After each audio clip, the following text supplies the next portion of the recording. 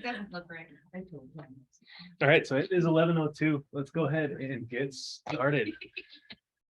Let's open it up first, everybody on Zoom. Did you guys have a great Labor Day weekend? Wonderful weekend.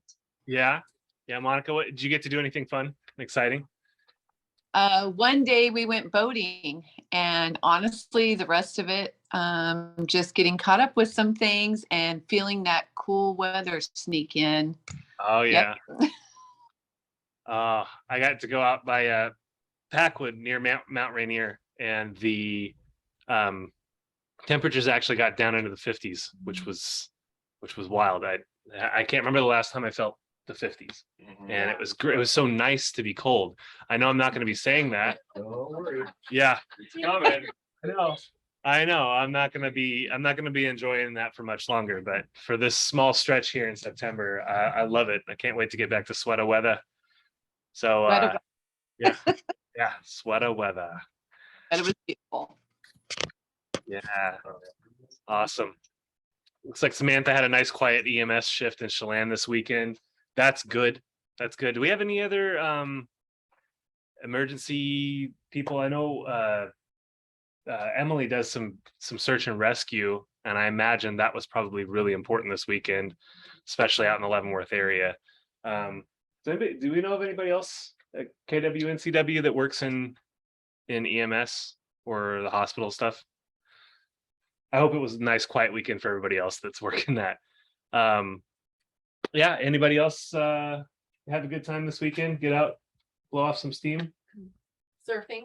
Surfing? Surfing. Were you at the competition? No, Oh. we were on Lake Chelan. Oh. We surfed on Lake Chelan, and then we were having such a good time. We just watched it on the Instagram. Yeah. I wanted to get up there. For those who don't know, the big man-made wave at Lakeside Surf, which is above Slidewaters in Chelan, hosted their inaugural, I think it's their very first International wave surfing competition, and Team Europe took the title. Of Did course. they? Yeah. You know, Of course, they've yeah, had that wave longer over there than they've had the wave longer over there. Yeah. So they came in and took the title, but that's exciting. We get to host it. Let's see. Awesome. Sweet. Let's see here. We got Y4C2Ts here, and I just want to zero in on commitment this week. As the market shifts, commitment becomes more and more important. People finding out their one thing that they're doing and sticking to it, and just continuing to stay committed no matter how hard it is. I've been feeling really vulnerable with things that have been changing just in my job and in the marketplace. And if you watch a lot of the national news, you see a lot of sort of doom and gloom as it relates to the economy and specifically the housing market. And we're going to take a look a little bit later today about how our local market is a little insulated from that. Maybe insulated is not the right word. We're faring better, quite a bit better than the national statistics. People who were at Mega Agent Camp in August saw that the national numbers were definitely indicated a shift. Ours here indicate one too, but they're not nearly as tough. But on the commitment front, I did want to share a video here in a little bit, but we got a new graphic for our bucket fills. It's cute. Does anybody have any bucket fills they want to share as it relates to commitment or any of the Y4C2Ts, any of our beliefs? Anybody? Bucket fills? We got any bucket fills on Zoom? Well, we have some. I know it's Sure. not relating to exactly the KW, but more bucket fills or wins, I guess. yeah, sure. The last, what would you say, 15, 20 clients who got into contract, all had $15,000 to $25,000 in seller paid credits Oh yeah, for closing costs and buying down the interest rates. We'll talk more about that later, but that's awesome. I mean, it's just about a lot of conversations between the buyer the listing agent, the buyer's agent, and getting everybody on the same page. Right. And that absolutely relates to, if we go back here, win-win there at the top. It's a big deal. And Ashley did want to fill your bucket, Michael, for answering random questions over the weekend. Of course. Yeah. So yeah, that win-win or no deal, that's kind of, there's a reason why that's at the head of our belief system. And I think I heard Gary say it at family reunion in February, that basically there's two sides to each deal. One side gets to control the terms, the other side gets to control the price, right? That's generally how it goes. And I've seen a lot of deals, especially in this crazy seller's market, where the seller controlled both and it was not a win-win. And a lot of buyers were drug into a bummer deal. And so now we are definitely starting to see that, where if your seller's firm on price, that's fine. Let's negotiate terms. Let's get in there. Let's offer them some closing costs getting paid off. Let's buy down some points. That's a big part of these beliefs. So that's awesome. I did want to share this as it relates to commitment. You may have seen this this has gone kind of viral. I'm going to try to hide this video panel. There we go. And then we'll do this so that everybody can see it here in the office, and then people on Zoom. This is a great, just 2-minute inspiration. I was talking with Shay a couple days ago, and one of the things we talked about was how we all wait in life for things Of course. to get easier. Think in your own life, if you waited for something to get easier, oh, I just gotta get through this and then it'll be easier. I just gotta get through preseason and then it'll be okay. I just gotta get through my junior year of high school and then the classes are gonna get easier. Or I just gotta get to my senior year of college, it's gonna be easier. It's what we do. We wait for stuff to get easier. It will never get easier. What happens is you handle hard better. That's what happens. Most people think that it's going to get easier. Life is going to get easier. Basketball is going to get easier. School's going to get easier. It never gets easier. What happens is you become someone that handles hard stuff better. So that's a mental shift that has to occur in each of your brains. It has to. Because if you go around waiting for stuff to get easier in life, it's never going to happen. And then what happens? Oh, it's so hard. Oh, I can't do it. Oh, I don't know when is it going to be easy for me? Oh, it's easy for other people. It's not. It's hard. And the second we see you handling stuff, handling hard better, what are we going to do? We're going to make it hard. We're going to make it hard. Because we're preparing for you for when you leave here. Not just basketball and life.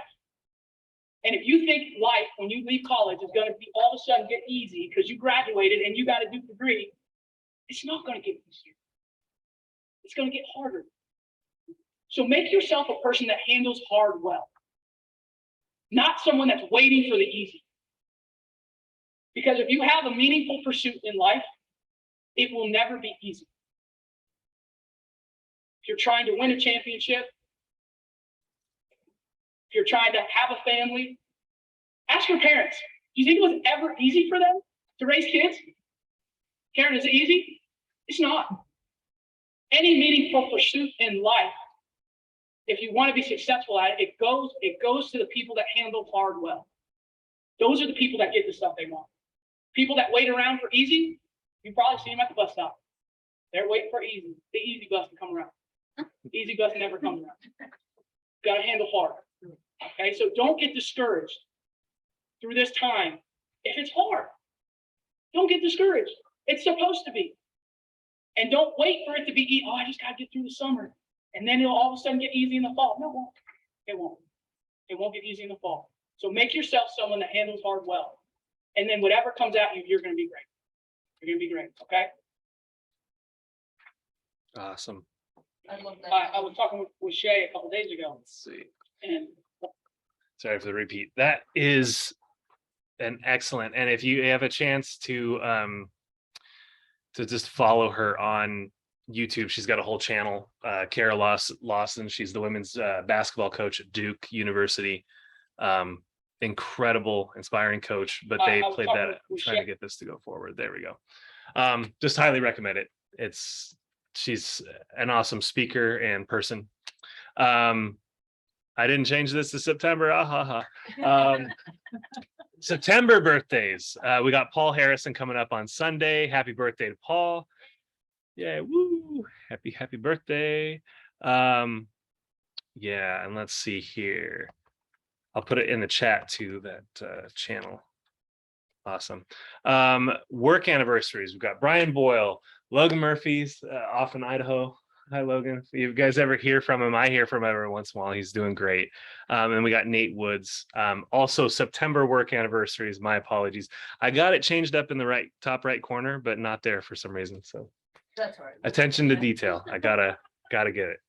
Then we got some cappers to congratulate. Congratulations to Kara Malloy on company dollar capping.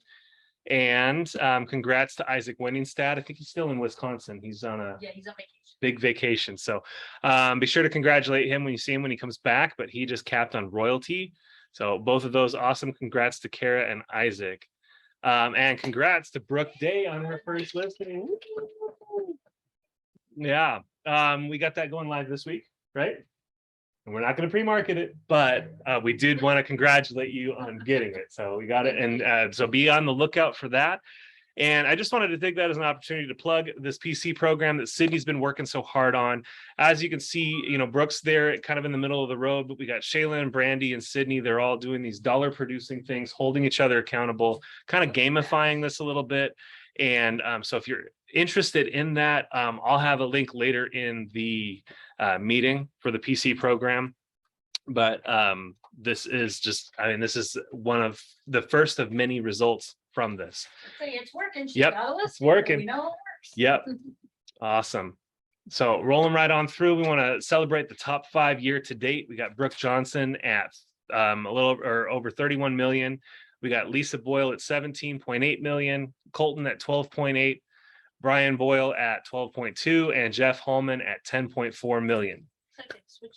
They did. Yep. Yep. We got Brian and Jeff are inching up there. Yep. Yep. That's awesome. So that's our top 5 year to date. Want to go over the market with you guys. This looks a little different than last week. We're just kind of comparing week over week to see these little trends changing. There's more new listings on the market, less price reductions, and a couple of price increases, which are always interesting. We had a couple go contingent. I think we're going to start to see a few more contingent offers coming in. I think people from the west side are still interested in coming over here, either retiring over here or working from home over here. So we're going to see quite a few more contingent sales come in there. I got a question on that. Yes, go ahead. Back on market. Mhm. So once they go pending, and is that when they go back on market if it falls through? Is that what determines where that falls? Like Yes. Back on market. Yeah, back on market is a sale falling through. I believe it's also if something was temporarily withdrawn, if somebody okay. needed to handle something, do a quit claim deed or something to get a cloud off of the title. If they did a temporary like 45 days or less off the market, I believe that back on the market also contributes to that. Yeah. Yep. Quite a few more pendings, 14 more pendings this week. So that's great. Had a few less closed, but that's not of huge concern. And the cancellations and expireds are kind of on the same pace. Not a huge difference there. I'm going to continue to watch this week over week and just kind of see long-term trends here in Chelan. What it's doing. And I did want to talk.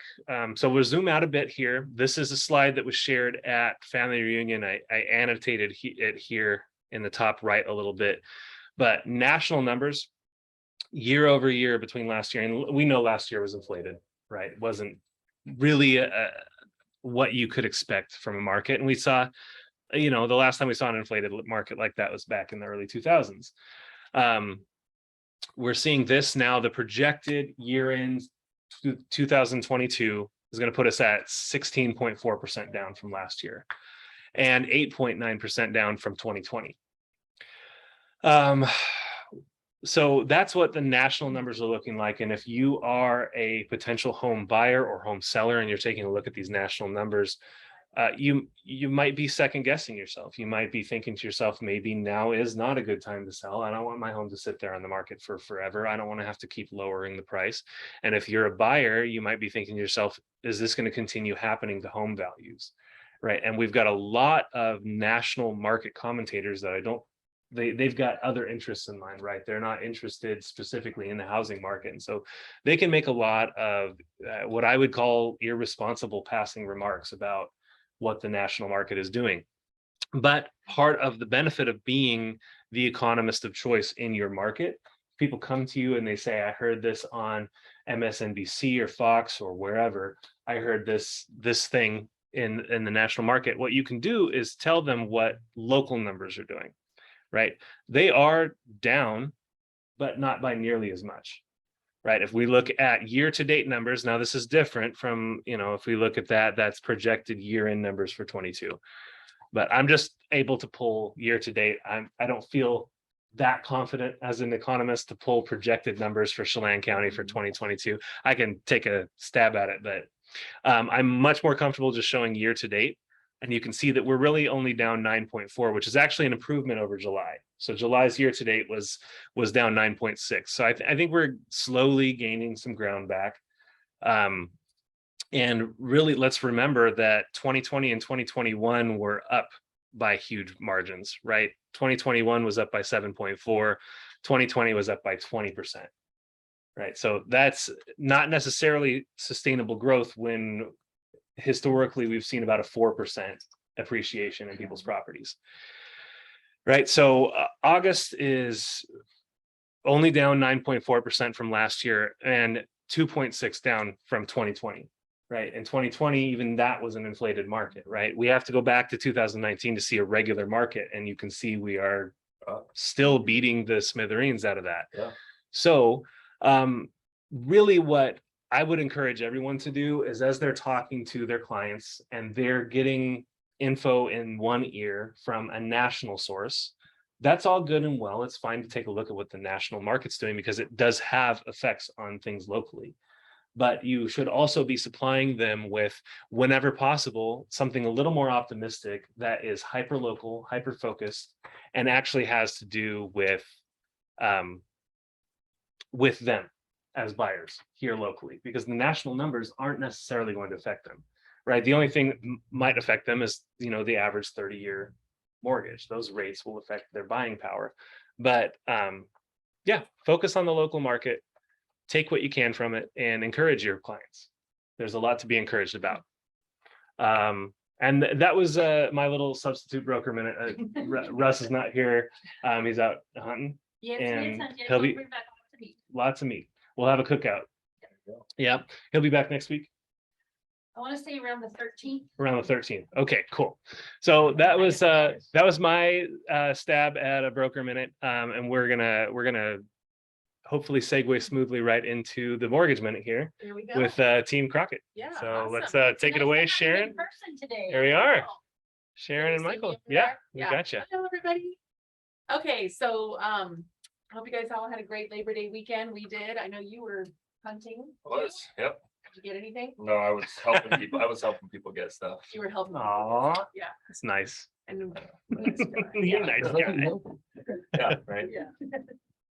So on that segue of what you were talking about, as far as that the last 2 years, I mean, everyone always said that 21 and 20 were kind of unicorn years because of the extremely low interest rates, everyone refinancing and buying and doing all of that. So really, we're now more down into a regular market. And so when you're talking to your buyers, one of the things we wanted to talk about is scripts. What are some of the things you're hearing? If you guys can just give us a little feedback as far as why someone might be waiting, as far as listing or buying. What are some of the things people are saying that you're hearing out there? I would say that, and this is, we can for the most part disregard this, but a lot of people who were never going to buy in the first place are telling me that they're waiting for the bottom to drop out of it. That they want a price crash, and of course I know that that's unrealistic. But having a good script to maybe take some of those folks who would otherwise be qualified to buy, but they've had too many people yakking in their ear about that. Okay, so waiting for the bottom to come out. Yeah. What are some of the other things people are hearing a buyer or a seller say? Like, why would they not want to list now? Is everybody on Zoom? Colton or Sydney or anybody? Yeah. Feel free to hop in, guys. I'm hearing rates. You hearing about interest rates? Yes. They're waiting for interest rates to go down, or they just don't like that they're higher right now? Yeah, they don't like that they're higher. They feel like now they're inflated when really they went down quite low. Mhm. And I try to comfort them, but they're Yeah. That's a great one. That's a big one, because that affects their monthly payment, right? And everybody wants to make sure they have the right payment. Okay, so waiting for the bottom to fall out, interest rates. Any other resistance that you guys are hearing as far as, oh, I'm just gonna wait because, I don't know how many other people are seeing this, but I get people who are like, I'm waiting for the perfect house, you know, like they're not going to compromise on the location, the style of home. If it needs remodeling, they're waiting for the perfect one. And if it's not perfect, they're not interested at all. okay, so condition of the house, the right house. Yep, okay, so all good things that we're hearing out there, and we're hearing those things too, because we have so many people pre-approved that are sitting on the shelf, so to speak. So it takes a lot more conversation to get people engaged. So when they give you those resistances, there are so many things you can say to people as far as like the rate conversation.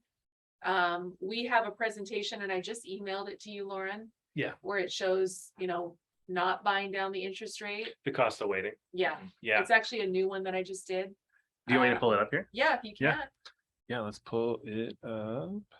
This was a client that wanted to look at a home that was 615 in that price range.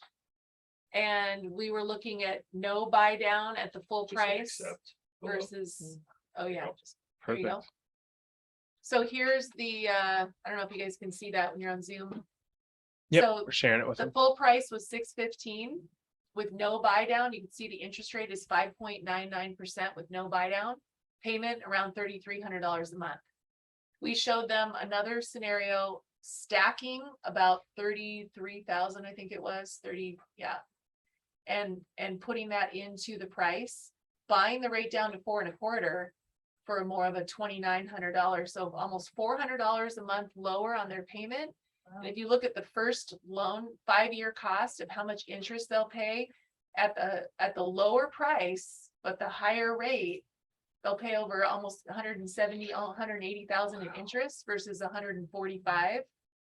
And then the cash to close, this is the big one. The cash to close on the one on the right is actually less than the one on the left at the lower price, because Wow. the sellers were building in all of that buy down. And this deal would have come together, except I think the buyer or the seller got a cash offer on this particular one. But these are the kinds of scenarios we're doing. And we're actually having to draw these up for each transaction so that the sellers can, and the listing agents can understand what we're doing, as long as the appraised value is there, which in most cases, the values are still going off of the last 3 to 6 months of comps, which are higher. So once they see these numbers, the buyers are like, wow, I'm doing that. I'm going to ask for that. I'm going to stack it in. Maybe they don't have to stack it all, but they can stack some. So if you have scenarios, it's really about going the extra mile to have a more detailed conversation with the buyer. People aren't getting it unless they see the numbers, because then they can see exactly what the difference, because they still in their mind want to offer less. They want to offer lower. Well, I don't want to. I'm going to offer 600 because it's been on the market for a little while. No, let's go full price or higher, stack it in, and then your payment's actually going to be lower. Yeah. So this is just an example of the more detailed conversation that we're having with the buyer, the buyer's agent, and the listing agent, because the listing agents often will see these huge asks of 25,000 back or more. And they're like, wow, closing costs are that high? So no, not normally, but we're being creative to get the payments down so that resistant buyer that doesn't want rates to be higher, 4.25 is an excellent rate. I mean, let's buy it down and get it down there. It does depend on the loan type. There's certain amounts of percentages that they can pay. depending on how much they're putting down, this particular person was putting 20% down, so the contribution could go up to 6%. Yep. So that's quite a bit back from the seller. What was the seller contribution in this case to buy it down that low? It was, Because I guess with me looking at like the 615 compared to the 643, kind of appraisal always sticks in my mind. So I guess it would also depend if the house would still appraise at that higher. it was Amount. 28,000 and the seller had just done a $75,000 price reduction. Oh, yay. Okay. Makes So sense. that was the other little tidbit. We were Oh, like, yeah. okay, let's give them back some. So every Mhm. situation is different. It's like, unfortunately, we can't put them all in a box, but I guess the takeaway is that every situation has a silver lining. It's just how far and how deep are you willing to go as an agent? If it's your buyer, are you willing to have these conversations with your buyers and say, you know what? What's it gonna take? What monthly payment do you want? And then let's get them there and figure out how much of a buy down do they need. Maybe they don't need $28,000 back from the seller to make their situation work. So it's almost like all of us are having to do a lot more work like that, to that point of the Kara Lawson. It's hard right now.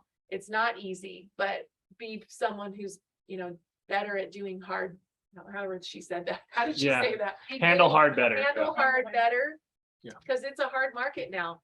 And it's easy to, once they say, you know what, I'm waiting for rates to come down, I'm not interested.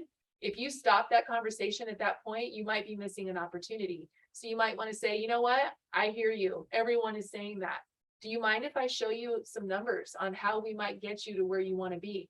And then take that conversation deeper. If you want us to do a presentation like this for your client, it's so easy to plug in the numbers for their specific situation and then show them what it would look like to structure their offers so that it will work for them.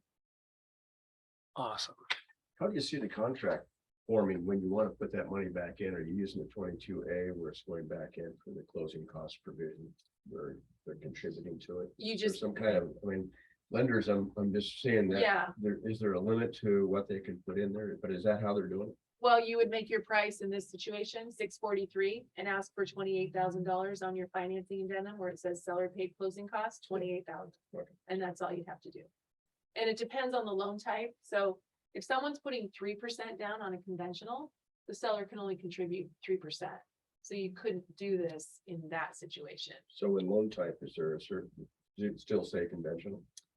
This one was conventional, but FHA, you can go up to 6% regardless of how much they have to do the 3.5% down. What we can do is send out an updated list of FHA contribution, VA, conventional 3%, conventional 5%, conventional 10%. They're all different on how much the seller can contribute.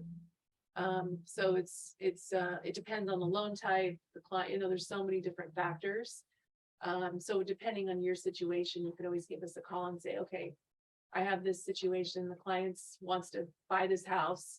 It's been on the market for 30 days. They want to offer $20,000 less. I'm trying to get them on board with offering full price and asking for 20 back. They're doing an FHA loan. Can you show me what that looks like? And then we could do one of these and show them, even if we're not the lender, we'll help you with that. Just so that they can see. I was just thinking about the contracts class that we have. It would be nice to kind of team up, because how you fill out an offer and then how you sell the listing brokers, so they get them on the same page. Oh, right. Versus the types of loans but how to structure the offer when it goes in and then explain it. There's, you got a bunch of moving parts Yes. going on here And and that's a exactly great it. opportunity, but Yeah.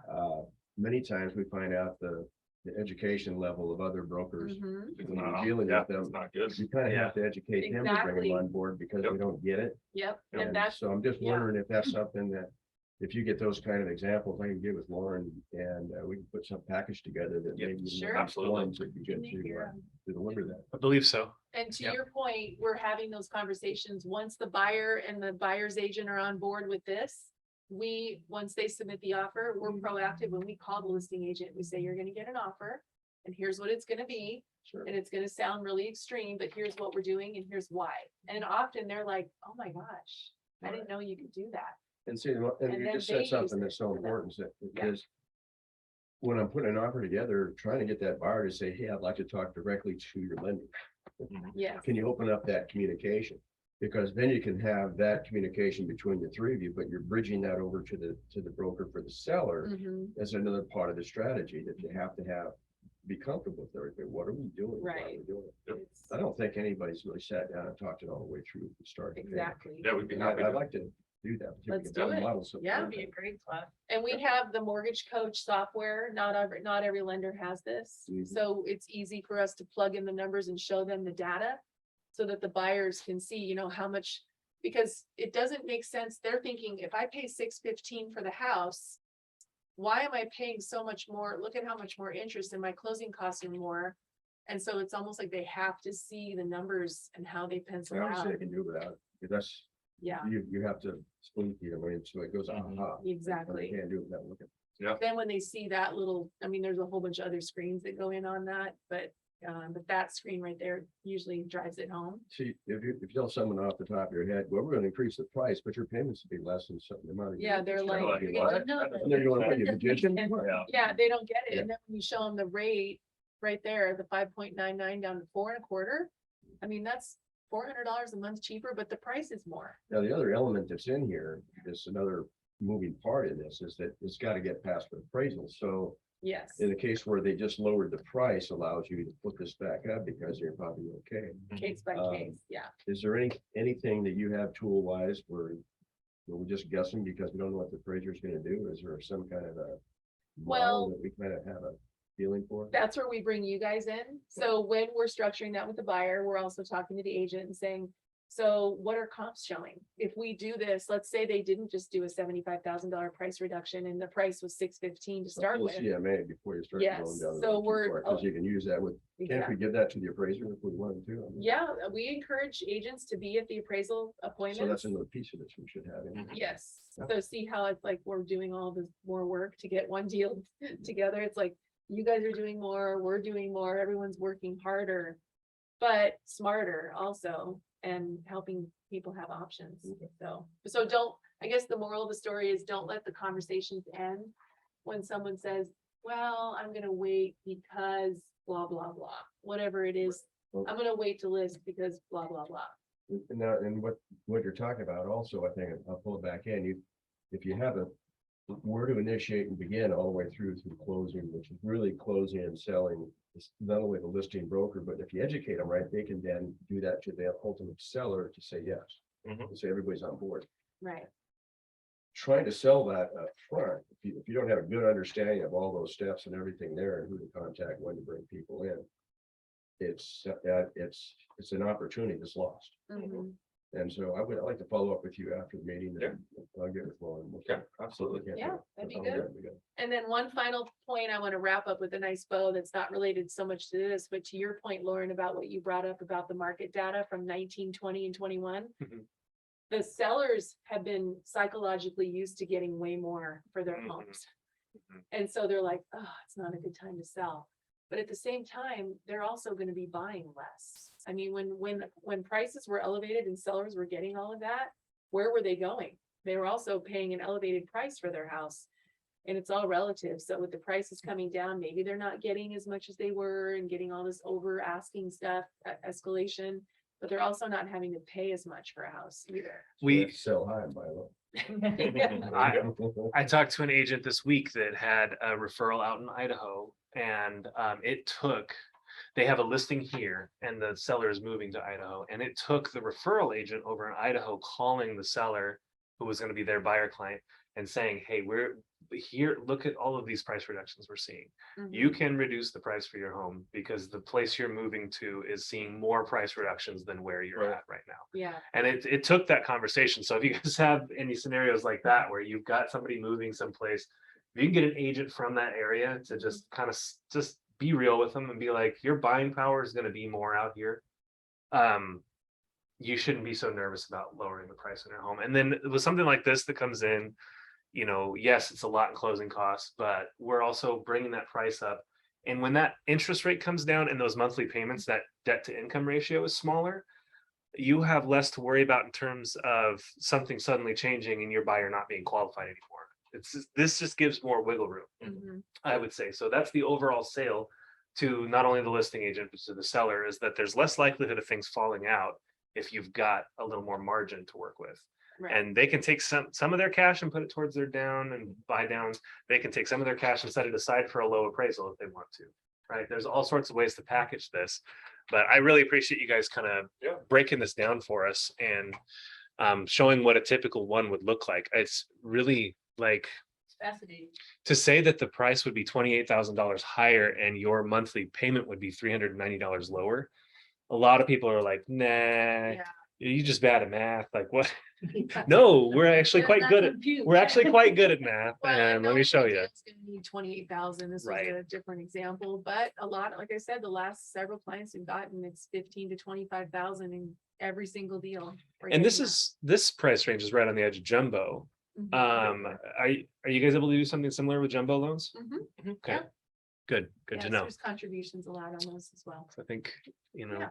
people that qualify for 750 and over are people too. And they, and they can have a hard time qualifying for things. And it's just being able to be creative with all of this is important. So I really Yeah. appreciate you guys going over that with us. Yeah. Awesome. Thanks, Sharon and Michael.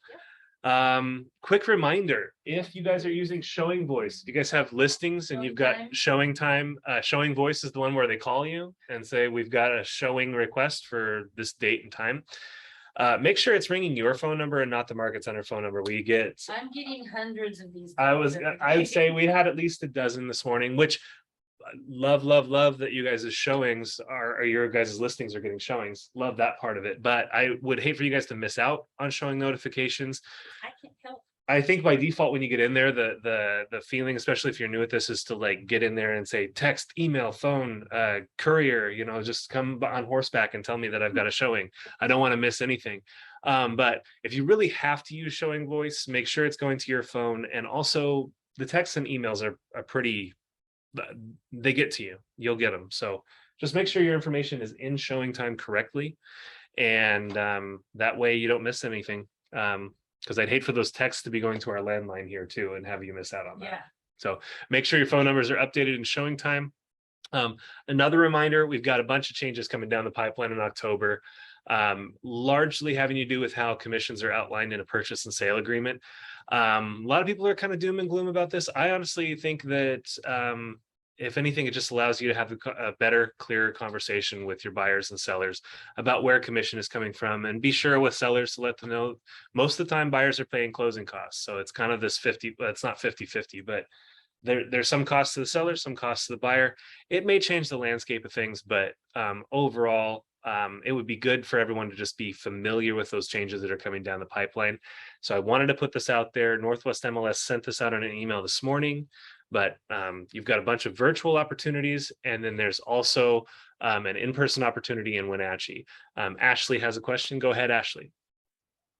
Yeah, so if we get in a position to where the seller isn't gonna offer any commission to the buyer broker, then if we're asking our buyer to pay for that, and let's say they're a first-time home buyer and don't really have a lot of cash, I guess more of a question for Michael and Sharon, is that something that can kind of be financed into the loan if they don't really have cash on hand to pay for that? For the closing costs. Can commissions be financed? Oh, for like a FISBO? Yeah. Yeah. we do Or that. the MLS rules are changing to the point where even listed homes may not have buyer broker Yeah. commission included. It's all about what the appraisal is gonna do. I mean, yeah, you can stack in commissions, closing costs, as long as you have appraised value there. Yeah. And that's kind of what the Department of Justice has been arguing all along. And this is what this is in response to, is the argument is that sellers would be selling their homes for less if they weren't paying commission. So go ahead and have that conversation with your sellers when you're signing the listing agreement. If they don't want to provide buyer broker commission, let them know they're probably going to get less for their home. That's just because most buyers out there are wanting to work with an agent. It's definitely a huge benefit to buyers to have an agent taking care of a lot of these things for them. And the agents don't want to work for free. It's just, and some of them may be under a buyer agent agreement where they do get paid regardless. And if they're in, Start using those more often, I feel, Yeah. but- yeah, And they also won't be shown. If somebody sees that there's zero commission, and they have a buyer that they've been working with, they'll just bypass that and go on to something else. Yes, Yeah. yeah, and that's, You're not supposed to do that, but. yeah, no, I was gonna say that's reality. definitely Can't say that. out a loud. gray No. area in a very black and white world. But I would agree with you. Yeah, a lot of people do tend to bypass. You get told, you know, verbatim by a seller, a FSBO seller, that they're not willing to work with an agent, which means they're not willing to pay an agent.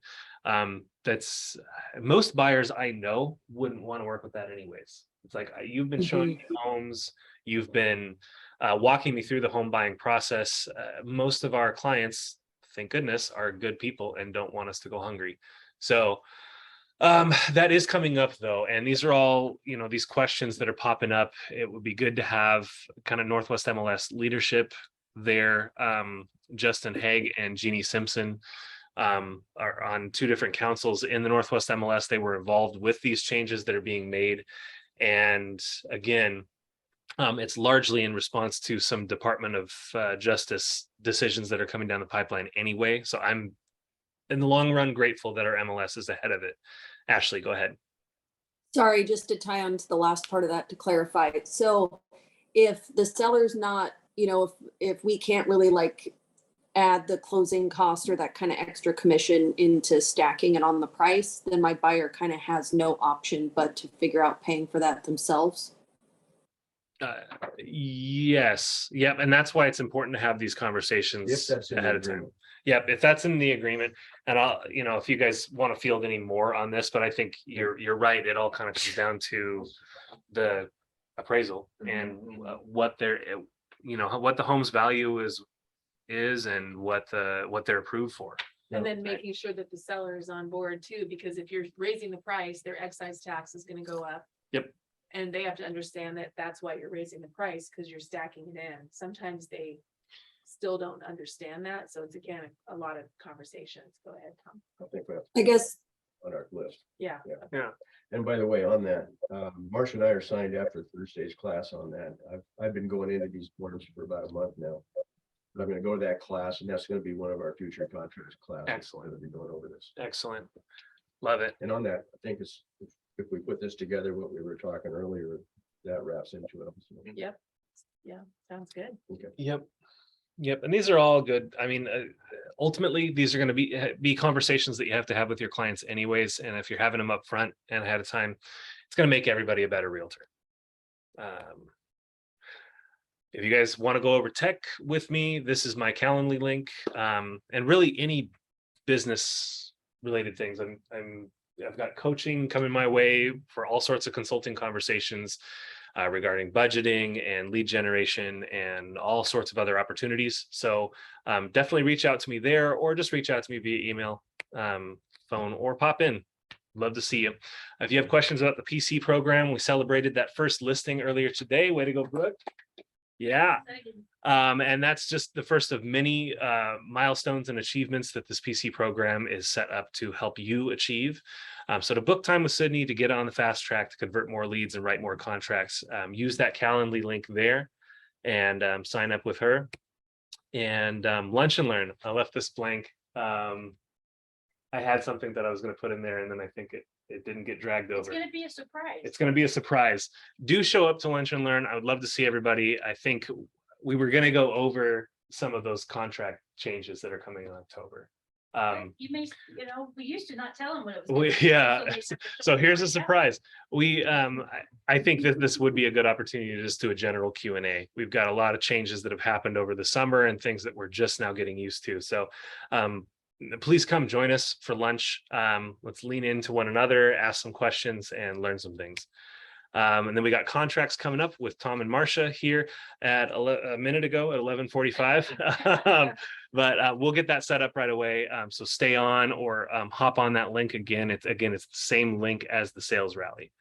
And we'll be continuing our series on contingent offers, which we're already seeing are becoming more popular in this market. That's it for me. Unless there's anything else from anybody here in the room or on Zoom. I want to thank our guests, Michael and Sharon. Thank you guys for joining us. Thanks everybody here in the office. Before you hang up. Oh, Kelly's got one thing. One more reminder along with the showing time. I'm getting a lot of calls from people and they don't always get the address. They don't know who the listing agent is. So they go, I want to look at this house on the corner of such and such. So if they would put their own phone number writers Oh, on the yeah. for sale signs, even if they're using ours, that way they're not going to be missing out on anybody that's trying to look at their property. Yep. If you got listings with signs up, your name and your phone number on there will generate you a lot more leads rather than them just kind of randomly going into a pool. Because most people don't know what Yep. the address is or anything. Yep. And then I have a hard time finding it. So with that, I bid you guys farewell. Thank you so much for joining us, and we'll see you soon. Bye.